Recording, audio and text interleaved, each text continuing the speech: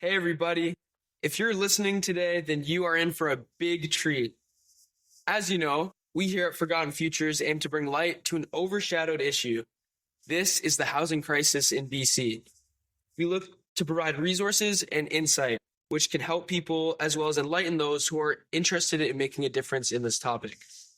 There's one program in particular that we have promoted and talked about a lot on our blog and social media, and this is Covenant House Vancouver. We believe that this establishment is one of the best institutions to provide support to youth and of people who are facing the housing crisis in BC head on. So today, we have a special interview with a very special guest. Would you do us the honor of introducing yourself and talking a little bit about yourself? Hi, my name's Samira. I'm 22 years old. I'm a student at UBC for engineering. I was a part of the Covenant House Crisis Program in the 1280 Seymour building on Seymour and Drake, and I'm still a part of Covenant House in the ROP Rites of Passage program on West Pender and Hamilton. And I'm just glad to be a part of this interview. Awesome. Well, it's great to have you here. Thank you.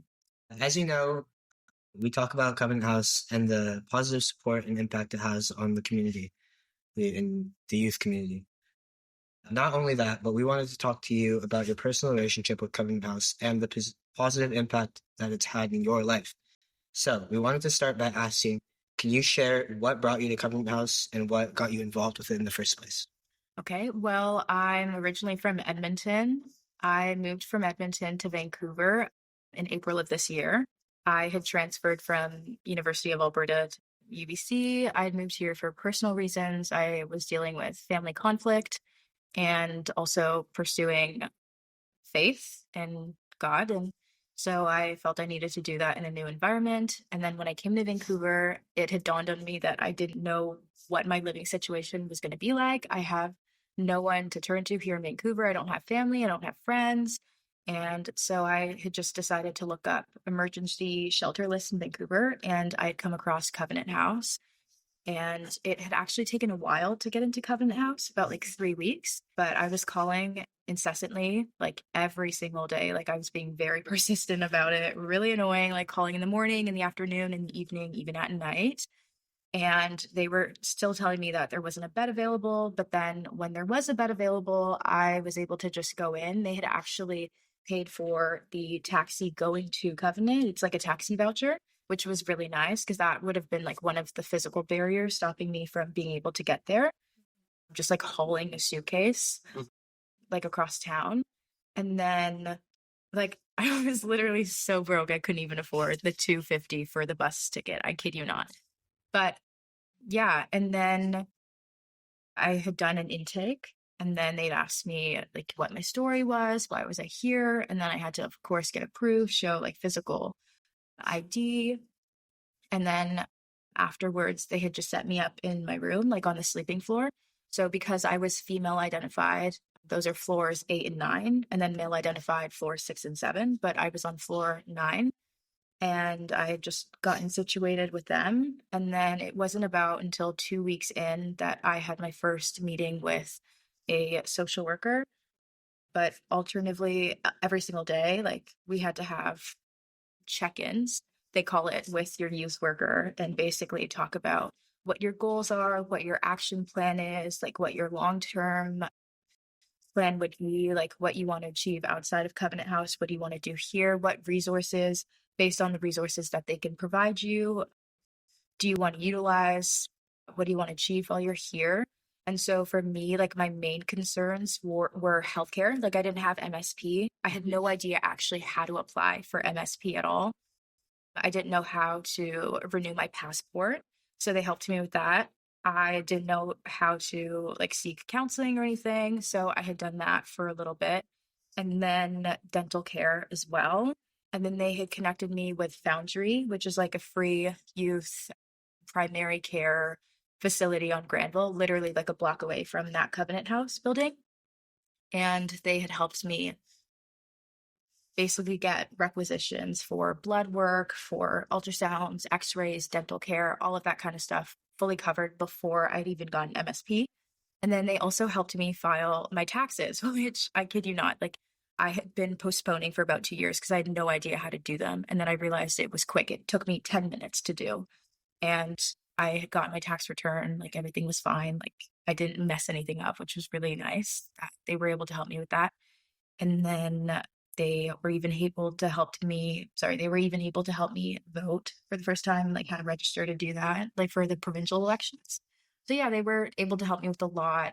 They connected me with pantries, like food pantries, where, for example, like Directions Youth Services, which is a nearby shelter, but they're not like a 24-hour, like everyday shelter like Covenant House. Like they have like a time slot, like you can only have shelter at night. So throughout the day, you can only access like the day services and stuff. But they have like hot meals and stuff, and then they have pantry. And then they also have like some primary care resources because they're right across from St. Paul's Hospital. So they basically just helped me with absolutely everything. And then they helped me maintain my placement in school. Like I was really ashamed. I was like, oh gosh, like how am I going to be able to transfer from U of A to UBC? I can't do this on my own kind of thing. But I was able to do it with like their encouragement and their support. And then, yeah, like I'm just really glad for it now that I was able to seek that support. That's great to hear that they provide you with all those resources. I was just wondering, did they also form any sort of emotional support or mental support? Yeah, definitely. So I was able to seek counseling, like I said, and I was able to form a pretty like trusting relationship with my youth worker, Michelle. She was like my everyday youth worker, and now she's a team lead. And actually, I visit her at least once a week when she's on shift. I still do. Like she was like my rock there. Like she's a really good person, loveliest person I've ever met ever. And she helped me every single day, just like maintain, hope. And I was very miserable then. And I was also like a pessimist. I was like, oh, like, why am I here? Like, I remember like walking into the building and I'd be like, I have to do the walk of shame again. Like, I was really hard on myself mentally. And I placed like so much judgment, but she was able to like relieve me of that and not make me feel ashamed of where I was living, where I was at, and also like help me advocate for myself and like ask for help, which is something that I had a really hard time doing. Like, even something as little as like, can you help me with taxes? Like I just felt really stupid. I couldn't be able to reach out and ask for help, but she didn't make me feel less than. So that was nice. Are there any other additional resources that they provide? Yeah, depending on your situation. Like I know that there are some youth who are LGBT, so they would get different resources. Like they would get, I guess, like healthcare for like gender transitions and stuff like that. And they also provide spiritual resources. So they would connect you with someone of your faith group. They provide mentorship. So, like, for example, even now that I'm at the Rites of Passage program, I'm connected to a mentor. So, somebody who is a civil engineer, because I'm studying engineering at UBC. So, someone who's a civil engineer who works for the city of Vancouver for at least 15 years now is basically helping me with, or just like encouraging me with what I'm studying. And I get to, I guess, like intern at her workplace and like see what she does on a day-to-day basis, like every now and then on the weekends. And she just helps me stay motivated in what I'm studying. And it's nice to see that that would basically lead to like what my career would be post-grad. So yeah, like resources based on what your needs are. I'm sure like there are plenty more resources. I just am thinking of the ones that I access. That's amazing. So I'm actually going to get a little statistical here. So according to a provincial report posted by Statistics Canada, there are more than 1,000 homeless youth across BC on any given night. That makes up nearly 10% of BC's homeless population. Considering your history with Covenant House, does this number feel greater or lesser than what you would have originally guessed? That feels lesser than what I would have guessed, honestly. I was a little taken aback by how many youth were in my same position. They have a building right across from the crisis program building called CSS. It's the 1302 Seymour building. And every other night, there's like tons of new youth that come all the time. I mean, like it took me 3 weeks to even get in, and that was because I was lucky. But when I talked to a lot of youth, once I had gotten into Covenant, they were telling me that it took them 4 months, it took them 6 months, it took them 2 months just to get in or to get a bed. So I, again, was just lucky, basically. But even those 3 weeks felt really long. But yeah, I'm not surprised by that statistic. Like, we would walk by alleyways and we would see people my age that I honestly assume are probably even younger that were living on the streets. So it's kind of crazy because a lot of the shelters that are available are low barrier, and Covenant House is more of a high barrier shelter. Like walking in, you wouldn't assume that that was a shelter at all. But like, it's just a more cleaner environment, and it's a rigid structure. Like, they expect something of you. You actually have to follow through with your plans. You have to create a schedule every single day and you have to stick to it. So for example, if I have a job interview, I have to talk to my youth worker about that. And I have to be like, I have a job interview at 11. So then we have a check-in before. And then once I come back, we check in. And then sometimes, like, if they don't trust you or they don't believe that you're telling the truth, they will actually call the workplace and see if you really had an interview there, kind of thing. Because they really want to make sure that you actually find a job and that you're actually like able to find like stability outside of Covenant and like be on your own. That's great. Find independence. Yeah. So in your opinion, what are some of the biggest challenges you'd say unhoused youth face? Not as many high barrier shelter resources. I feel like there were so many youth that were really eager about getting their life back on track and like being more in control and really adamant about seeking independence and having their own responsibilities.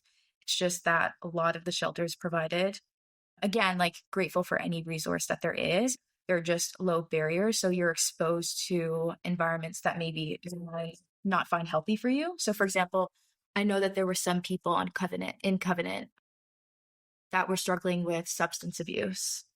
If they were placed into a low barrier shelter, they would be surrounded by people who are actively using and actively like overdosing. So that obviously would not be a conducive environment for them. And they'd probably just go back into their same habits, and like that would not provide any form of stability for them. But Covenant House really, like, you can't do drugs there, you can't drink alcohol, kind of thing. And they do room checks every now and then. And even when we're not there, they do room checks, and they're really strict about, just sticking to the program and the rules. And if you don't make the most of the program, then you are then kicked out of the program. But yeah, I think that would be a challenge. And then another would be just like asking for help, like not feeling ashamed, like overcoming the judgment, I guess, placed by others onto you for being in your position, or the judgment you place internally onto yourself. And, just being able to overcome that mental barrier and ask for help. And then also not having information, lack of access to information. I was kind of surprised by how many youth within Covenant House didn't have phones. And that was something they also provided to some youth. Like, actually, the phone that I have over there, that iPhone, they provided to me. Oh, wow. Yeah, when my phone broke, I also had an iPhone before it broke, and I didn't know what to do. I was like, oh my God, like, I can't afford to pay a $300 repair for it. My battery is like blown up, like it's dead. I can't do anything. My screen is shattered. My back of my phone is shattered. It's actually falling apart. Like, it's literally crumbling. And then I was like, I have no idea what to do. And they were able to connect with Deloitte, which is like an accounting firm, and they donated iPhones to us. And then I got that phone from there. So with the case on as well. I didn't have to buy that either. So that was really nice. And they also sometimes can pay for your phone service if you can't afford like a phone service kind of thing. So yeah. That's great. What would you want people that don't understand the housing crisis in BC, what would you want them to know and understand about the struggles that unhoused people face? That nobody chooses homelessness. Like, I can't believe how ignorant I was before becoming homeless. Like, I never thought that this would have been the life that I'd be leading now or living now. Yeah, there was nothing in my upbringing that made me think that one day I'd end up homeless. Yeah, it's not something I ever prepared for because, again, I never thought that I was going to experience it. But obviously, to be in the circumstance I'm in now, to have gained independence, and then the conflict within my family, and then obviously, like, my newfound faith, like, all of that was necessary, I guess. So I'm grateful that while coming here to Vancouver, I was able to find a resource. Like, I'm not even sure how many, like, if I had gone to a different city, perhaps, like, not even Vancouver, would I have been able to find this kind of resource? I doubt it. So, yeah, I think that's a misconception about homelessness, that also we judge ourselves as much as other people judge us, maybe even more harshly, and that we don't try hard enough. Like, there were many youth, including myself, who really tried every day to get jobs. And it was actually so crazy. Like, every single day, I printed about 20 resumes and I would hand them in person. I'd go to anywhere, like cafes, restaurants. I'd go to the library. I would go to the convenience store and I would say, hey, like, I'm looking for a job. I do have job experience. Is there anything that you can give me? And I would just never hear anything back from them. And if I did do interviews, like, it wouldn't lead to a job, right? So, for example, going to Cactus and doing like 3-round interviews, or like Earl's or the Keg, 3-round interviews, it wouldn't lead to anything. So that was really hard. But just realizing that the job market does take a toll on us being able to achieve our goals, and that we're not lazy, like, we do try and we do have goals and we do have like an action plan that we want to fulfill. And, like, again, we don't want to be in this position and we don't take it lightly at all. Sharing that. So if you could send a message to people who are struggling with housing insecurity, what would it be? Don't be afraid to ask for support, and don't be afraid to just look for it, right? I think, like, another barrier that I had faced was just being able to put it into my search bar, like shelter lists, like emergency shelters. That was something I had to overcome. I hated doing that. I don't know. It just took a toll on me emotionally to even be able to admit to myself and then accept my position. But yeah, like, don't be afraid to ask for help. Like, there's so many people that are willing to help you. You just have to ask for it. And there are really amazing resources and organizations like Covenant House that they can provide. And even if you don't get placed into Covenant House while you're homeless, they know of many more resources that could probably help you in the meantime. Yeah, and to wrap this interview up, what is one thing you have learned from your experience with Covenant House that you will carry with you for the rest of your life? That I'm capable of independence. I just struggle to achieve it on my own, but it's okay to ask for help. Like, even when I feel that at my age, like, I should have certain things down, like, I should know how to do certain things, like, it's okay to admit that I don't know where to start, and that people are always willing to help. You just have to ask. And yeah, I'm really grateful that I just learned how to ask for help and not to judge myself for being able to do that. That's great. Thank you so much for spending time with us. That was an amazing interview. Thank you for listening. I hope you enjoyed that. Have an amazing day.